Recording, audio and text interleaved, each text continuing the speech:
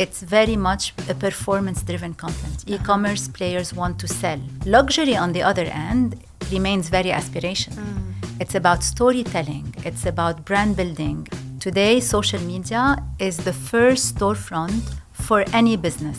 Definitely, social media can backfire if the post is either insensitive or tone deaf or not culturally fit. Virality in and on its own, no. You have to find an avenue to support your country. Welcome to Voices of Life, a podcast dedicated to celebrating inspiring members of life and friends of life. In each 20-minute episode, we invite listeners to discover the remarkable stories, experiences, and insights of Lebanese professionals who are part of our global network. My name is Joumanna Nasr Bercetche. I'm a host and an anchor at Bloomberg Television, and I will be your host for today's podcast.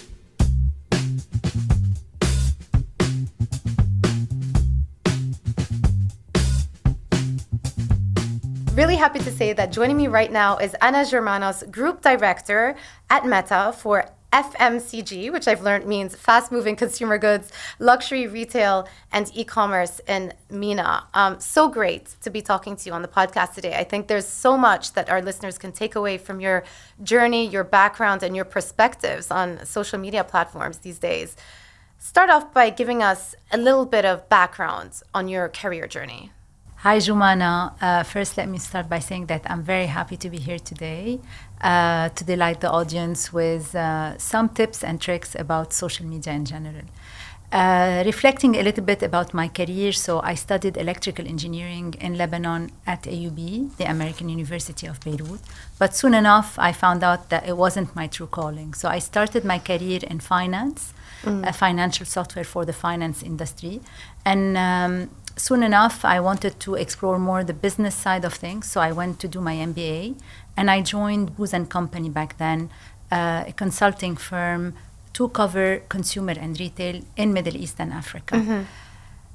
A few years later, I shifted to tech, so I went to Google to cover consumer and retail, and here I am today at Meta, working on these sectors. So tell us about your current role. What do you actually do?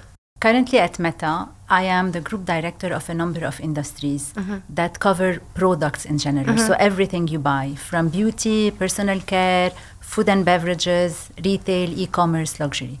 So what we actually do, we help brands and businesses to maximize the return on every dollar they spend on Meta platform, primarily in advertising as well as in business messaging.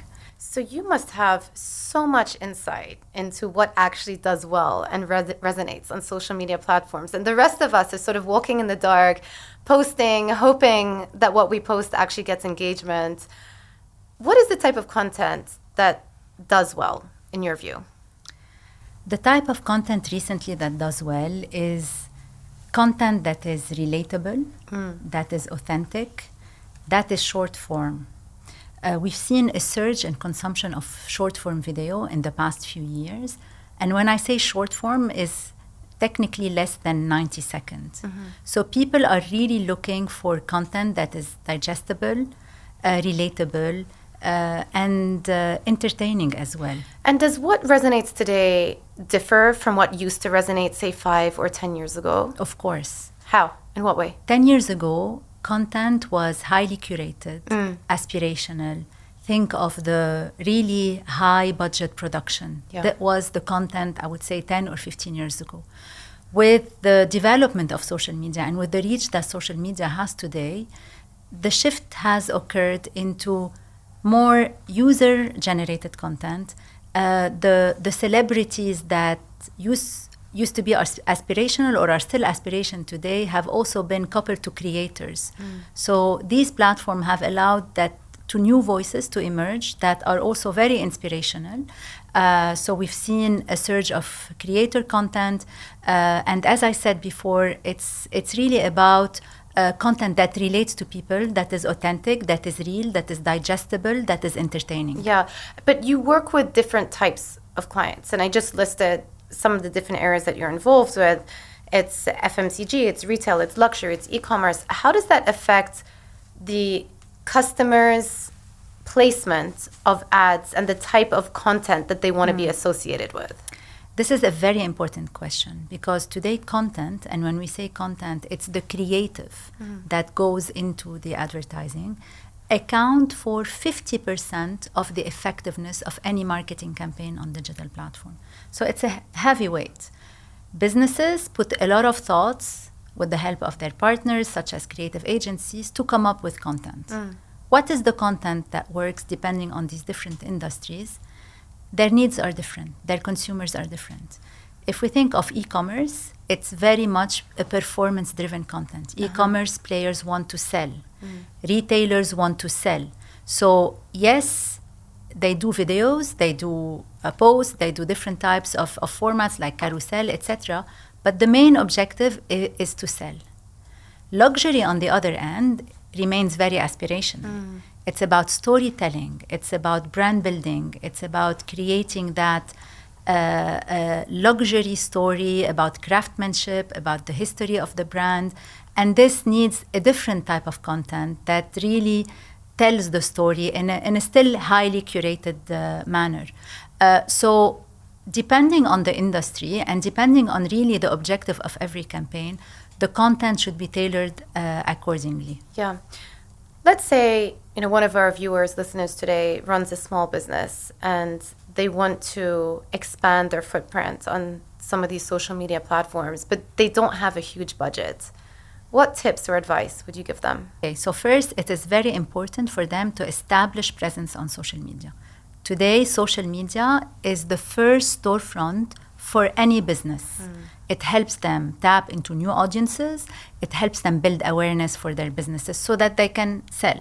Now, when it comes to what type of content or what are some tips and tricks to help them build a presence organically without paying a lot of money. One is to be consistent about the content that they post. Okay, let's say, for example, they post 3 times a week. Continue on posting 3 times a week. Answer consistently and in a very authentic way to all the requests that come to you from their consumers.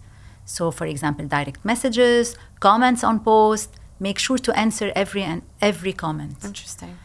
Another tip is when you post on one platform, post at the same time on every platform.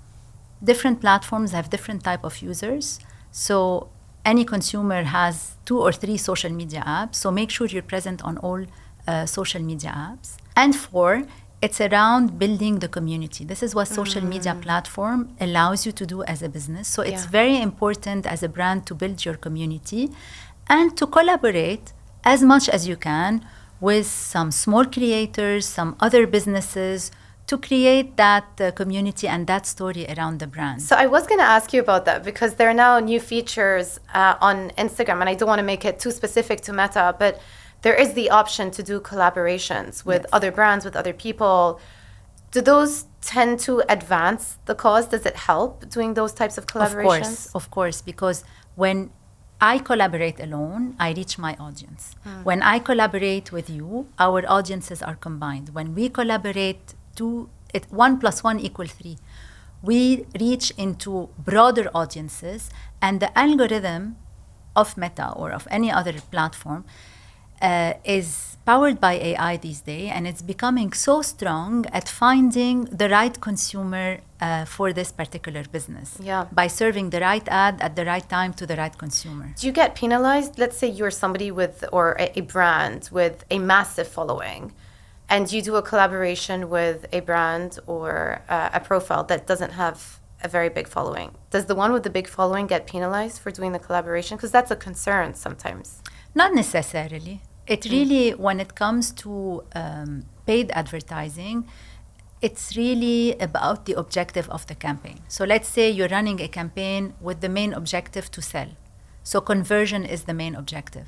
The algorithm will go and find whoever within these audiences or whoever is on the platform that has a likelihood of converting and will serve this ad to this person. Is there any way that using social media can actually backfire, say, if you have mistimed or if you've put out a post that did not resonate with your audience, or you've gone completely off topic or off piece, something that's away from your core messaging?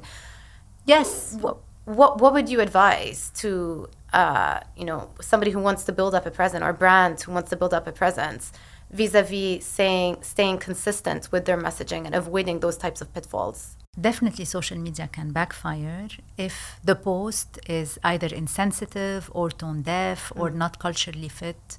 So yes, brands should be ready to remain authentic in their response, whether they respond on the spot, depending on the situation, or whether they let the dust settle and then respond maybe not on social media, maybe in another campaign with a message that resonates with their community.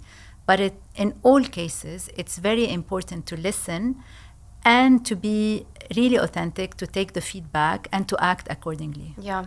There's also been an evolution in terms of the type of content that people post these days. In the old days, it was simply just photos, sometimes just photos of foods, highly filtered, and then we evolved into video. There was this boomerang phase a couple of years ago, and now reels and edits seem to be the way to go. How does that amplify your messaging? You're totally right, Joumanna. Today on Instagram, 50% of the time spent on the app is on video. So video is king today, and it's on short form video. This doesn't mean that pictures don't exist. They still exist, but if you were to measure today the performance of what type of content drives better effectiveness and efficiency, it's definitely video. The algorithm will promote better a video than a static image. So, and if you have as a business, you only have static images, there are many tools today available that can do a video, can edit and produce a video out of static images. Even if it's just about animating the static image, it does better. So yes, video is king, and that's it has to be short, entertaining. A lot of videos are also driving traction, which are, the behind the scene, some of these videos that are very authentic to the setup, users. Yeah. I speak to several business owners, and they always say, I really hope that I make a video that goes viral. What does it actually mean to go viral? And should that be the ultimate goal? Going viral means that content is spreading fast to a very wide audience. This is the simple definition of virality. Is virality an end on its own? No. We tend to really advise businesses to build engagement and loyalty through consistency. Yeah. Now, if one of their videos went viral, this is definitely positive because it helps build brand awareness in a very fast and short period, which eventually will help build the brand and will help drive the business. But is it an end goal on itself? No, it shouldn't be. Yeah. Consistency, engagement, loyalty to the brand have much higher weight. Yeah, makes a lot of sense. We've spoken a lot about what you do day to day, but let's also talk about your identity. You're a very successful Lebanese lady, Thank you. Holding the flag up for all of us. But let me ask you, how you carry this Lebanese identity with you and what it means to you to be a member of Life. As a Lebanese expat living abroad, you have to find an avenue to support your country. Of course, if you're living there, you have the opportunity to give back every day. But we're not. We're abroad. So for me, Life is this amazing avenue or this channel that allows me to give back to my community and to create impact for my country. Why Life? Because one, it's the ability to tap into an incredible network of Lebanese expats that are like-minded, that are professionals like me, that I can, pick up the phone and call anytime I need to be connected to a Lebanese anywhere in the world. So that's the first reason why I'm a member of Life. And the second reason is because it really has a full program around the cause that is very dear to me, which is education.